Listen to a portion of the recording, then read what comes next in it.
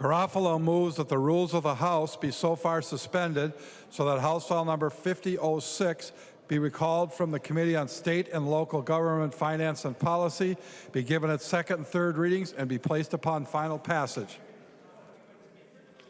The member from Dakota, Representative Garofalo. Thank you, Madam Speaker. First, I would request a roll call on my motion. Roll call has been requested. Seeing 15 hands, there will be a roll call. Thank you. Madam Speaker and members, as everyone already knows, recently the Minneapolis City Council passed an ordinance that jeopardizes ride-sharing services for every resident of the city of Minneapolis for both Uber and Lyft, and for the entire 7-county metro area for everyone who uses Uber. Now, there are many reasons that we can possibly have an urgency. Sometimes we have an unexpected crisis. Maybe we have a natural disaster.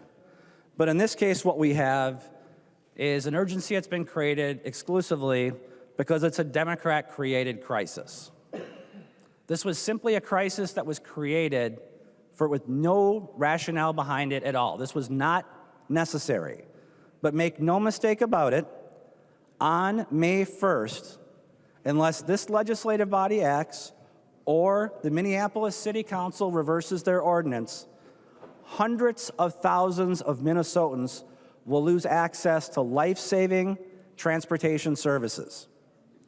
Now, Madam Speaker and members, there's a report that was issued by the Department of Labor Industry on ride sharing. And I guess I'm old-fashioned. I read the report, and I would encourage members of both sides of the aisle to read that report. What you will see in that report is a couple of things. The first is that they report that drivers who currently drive ride sharing in the Twin Cities metro area, when they're driving, experience a median wage of over $50 an hour. That's what drivers today are making, over $50 an hour, according to this report. Now, they do some interesting gymnastics in this report in an effort to attempt to claim that the drivers are not being compensated well. And in these so-called recommendations or reports, they assume that a driver who is driving 35,000 miles before they are compensated should be given $33,000 in reimbursable expenses. That's what's in the report right now and is being recommended. Now, beyond that, the Minneapolis City Council goes above and beyond those in numerous ways that are result in the destruction of demand for rideshare services, makes it too expensive, and more importantly, engages in so much money going out there that if these compensation rates were at play, I would quit my job and drive Uber. Okay? It would be $90 an hour to drive somebody. These would be the highest rates in the nation, higher than Manhattan if they were in place. But Madam Speaker and members, I recognize that the night is late and probably no one's watching. So this gives me an opportunity just to talk to my colleagues. And let me have this conversation with you instead of having it one-on-one. I've served in the majority and I've served in the minority. And I recognize that when one party is in total control, you kind of get used to it, right? Here's the reality on Uber. You're going to need our help. Just like on the school resource officer bill, you couldn't do it by yourself. You needed Republican votes. Just like on a bonding bill, you can't do it by yourself. You're going to need Republican votes. On sports gambling, very important issue. I believe you're going to need some Republican votes.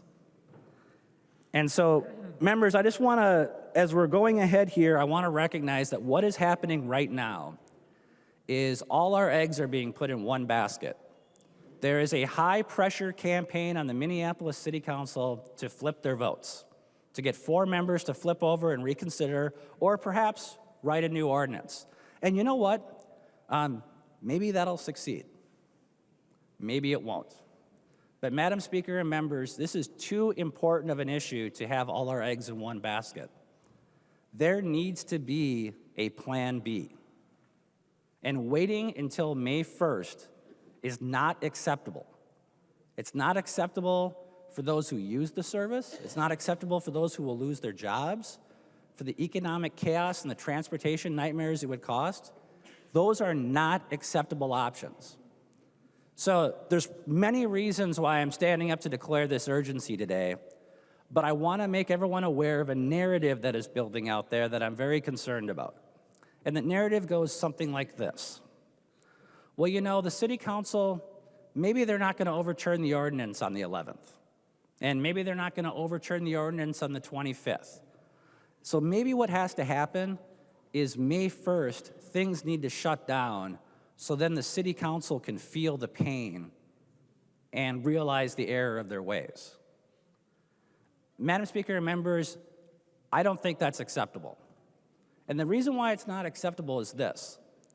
The pain isn't going to be experienced by the city council. The pain is going to be experienced by senior citizens, by children from alternative learning centers who can't get to school, okay? By those who are choosing to go out and socialize and be incentivized to get their car home through drunk driving. There's a lot of bad things that will happen May 1st if we subscribe to a strategy of letting them feel the pain first. And it's something that I'm concerned about. And so as we're going forward with this bill today, declaring an urgency, I want to make sure that we all understand this is real. Last session, the DFL legislature had an opportunity and voted on a bill that did many of the things the Minneapolis City Council did. And I would suspect, while not questioning motives, I think that many DFLers felt comfortable voting for that because they knew that Governor Walz was going to veto it. They knew Governor Walz wasn't going to allow this to happen and allow things to shut down. Here's the problem. I'm concerned the Minneapolis City Council thinks the same way about the legislature that you felt about Tim Walz last session. And they're just going to count on us to fix this. Now, I stand ready to help you with that, and many of my Republican colleagues do, but it is time, it is past time to take this threat seriously, to declare an urgency, and to signal that we need to work together to fix this problem. Madam Speaker and members, I would ask you to vote green on this motion to suspend the rules and declare an urgency. Thank you. Discussion. The member from Hennepin, Representative Long. Thank you, Madam Speaker. Representative Garofalo, there are two concerns that I think we share here, I hope. One is that the reason that we are having this conversation at all, as the report which you so carefully read shows, is that drivers are being underpaid. You cited a number that does not include all of the time that the drivers are putting in. If you include all of the time that they're putting in and their expenses, the report showed that both in the Metro and in Greater Minnesota, the drivers are being paid below minimum wage, which is what they've been telling us when they come up here. And we, as a state, should not find that acceptable for anyone who is working on our state to be paid below the minimum wage in the state.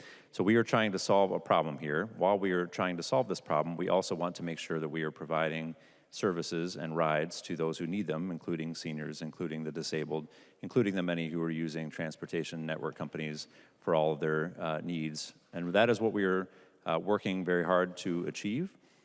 This would not help us achieve that. This would set us backwards. We need to work together to try to find a common path and solution. Cities do have an important role in this conversation. They are the ones who are licensing these companies. They are overseeing these companies at the local level. And so we need to be partners with them, and we are working hard to find a path that will allow our drivers to be paid adequately and that will keep companies in our state. And so I would ask members to vote no. Representative Garofalo.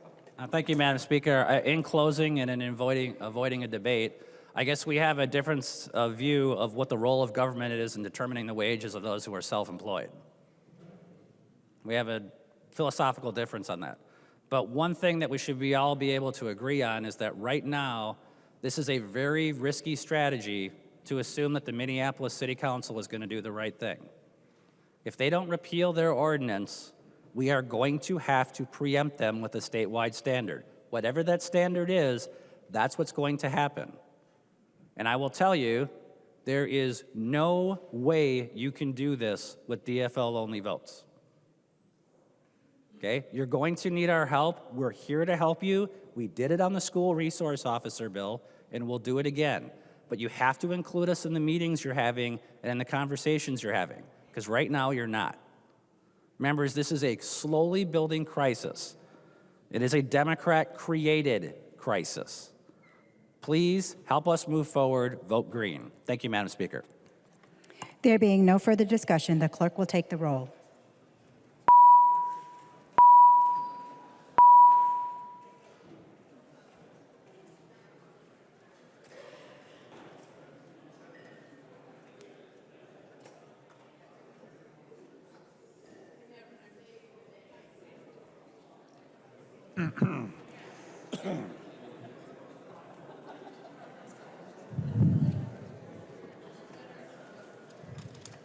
Members, please vote.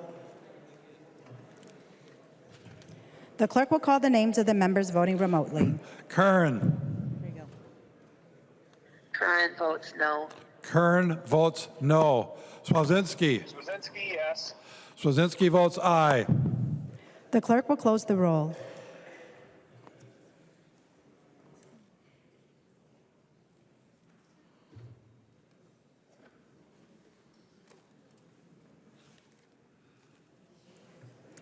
There being 62 yeas and 69 nays, the motion does not prevail.